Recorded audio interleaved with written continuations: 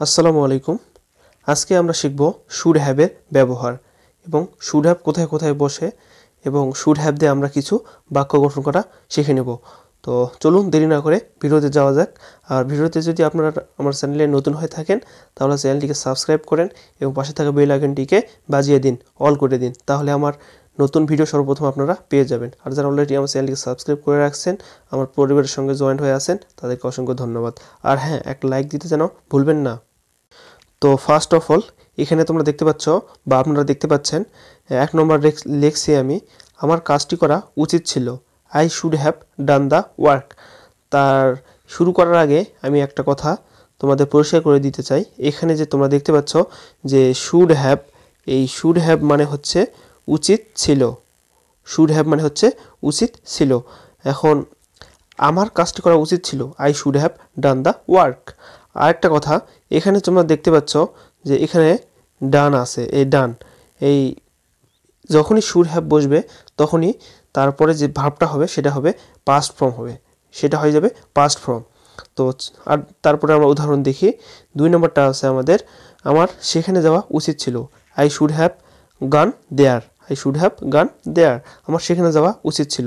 এখানে কিন্তু আমাদের এই শুড, এই গানটা কিন্তু past, go went gone, past form, go এর পাস্ট ফর্ম হচ্ছে গান, আর এখানে ডু এর পাস্ট ফর্ম হচ্ছে ডান। তো যখনই শুড হ্যাভ বসবে তখনই তার পরে ভার্বটা হবে পাস্ট ফর্ম। তারপরে আমাদের আছে, তাকে সাহায্য করা আমার উচিত ছিল, আই শুড হ্যাভ হেল্পড হিম।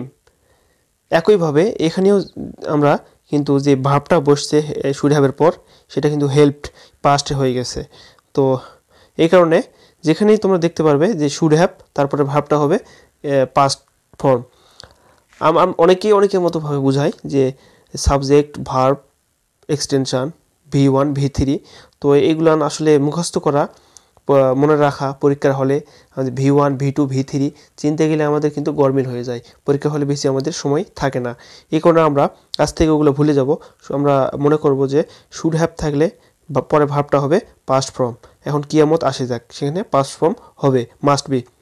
তো তারপর 4 নম্বরটা আমরা দেখি। 4 নম্বরটা আছে, তাকে সাহায্য করা তোমার উচিত ছিল, you should have helped him, you should have helped him. তারপরে আমরা দেখে নিব কি আছে। 5 নম্বর হচ্ছে, তার লেখাপড়া করা উচিত ছিল, হি অথবা she should have studied, he she should have studied, তার লেখাপড়া করা উচিত ছিল। আমার ভালো মতো খাওয়া উচিত ছিল, আমার ভালো মতো খাওয়া উচিত ছিল, I should have eaten well, I should have eaten well, আমার ভালো মতো খাওয়া উচিত ছিল। একইভাবে এখানেও কিন্তু ইটেন যেটা বসছে, ইট অ্যাট ইটেন পাস্ট ফর্ম ইটের, সেটা বসছে এখানে ইটেন, আমার ভালো মতো খাওয়া উচিত ছিল। তারপরে আছে, আমার সাপটি মারা উচিত ছিল, আমার সাপটি মারা উচিত ছিল, I should have killed the snack, I should have killed the snack, আমার তাকে বিয়ে করা উচিত ছিল, আমার তাকে বিয়ে করা উচিত ছিল, I should have married with him অথবা হার, মেয়ে বোঝালে হবে হার, ছেলে বোঝালে হবে হিম।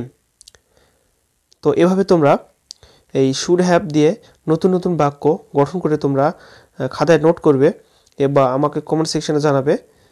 এবং আমি যেগুলো তোমাদের করালাম তোমরা হয়তো নোট করছো, যারা নোট করছো তাদেরকে অসংখ্য ধন্যবাদ, আর যারা নোট করে নাওনি তারা এখনই নোট করে নাও। কারণ যখন একটা জিনিস দেখবে, দেখার পর যদি সঙ্গে সঙ্গে সেটা নোট করে নাও তাহলে তোমার সেটা 50% মুখস্থ হয়ে যাবে, স্মরণে চলে আসবে, বেসিক্যালি আমি মনে করি। তো এইরকম আমার অনেক ভিডিও আছে, এই টেন্স প্রবাদ বাক্য অনেক প্রকার ভিডিও আছে। তো আমি আমার ডেসক্রিপশন বক্সে লিঙ্ক দিয়ে দেবো, তো তোমরা সেখান থেকে একটা একটা করে মানে বেছে নিয়ে তোমরা সেগুলা দেখতে পারো। তো দেখা হবে নতুন কোনো পর্ব নিয়ে, নতুন কোনো ভিডিও নিয়ে। আজকের মতো এখানেই শেষ। আসসালামু আলাইকুম, খোদা হাফেজ।